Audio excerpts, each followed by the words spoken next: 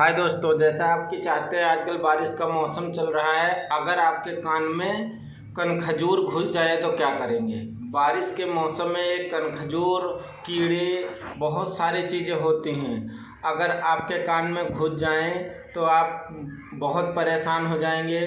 कान लाल भी हो सकता है, दर्द भी हो सकता है और हमारे हिसाब से आप तुरंत डॉक्टर से सलाह लें। और ये आजकल कनखजूर हो गया, जैसे इतने बड़े पैर वाला कनखजूर, इतने सारे इसके पैर होते हैं और ये जो भी को पकड़ लेता है छोड़ता नहीं है। और इसको वैसे काटने से कुछ नहीं होता है, लेकिन लोग मरते नहीं हैं। लेकिन अगर कोई कमज़ोर दिल वाला है तो उसको अटैक आ सकता है।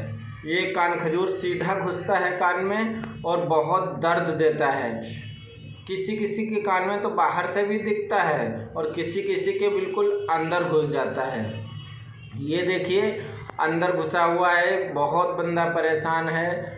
और इसके इतने सारे पैर होते हैं जो बताया नहीं जा सकता। ये आसानी से नहीं निकलता है। कान लाल भी हो सकता है, दर्द भी हो सकता है आपका, और जैसे खुजली भी हो सकती है। जैसे चीटा हो गया या कोई और जीव हो गया, ये सारी चीज़ें कान में घुस जाती हैं। तो आप सेंधा नमक घोलकर आप कान में डाल सकते हैं और उसके बाद में वो मर जाएगा, तैर के कान के बाहर आ जाएगा। या फिर सरसों का तेल गरम करके और कान में डालें, फिर उससे भी कीड़ा मर जाएगा और आपके कान से बाहर आ जाएगा। और ज़्यादातर हमारे हिसाब से कि डॉक्टर से सलाह लें। ये बहुत ख़तरनाक चीज़ें हैं। अगर ये सब चीज़ें कान में घुस गई या कोई भी आजकल एक मक्खी भी घुस जाती है या कुछ भी घुस जाता है तो हमारे कान का दर्द बहुत होता है, ब्लड भी आ सकता है।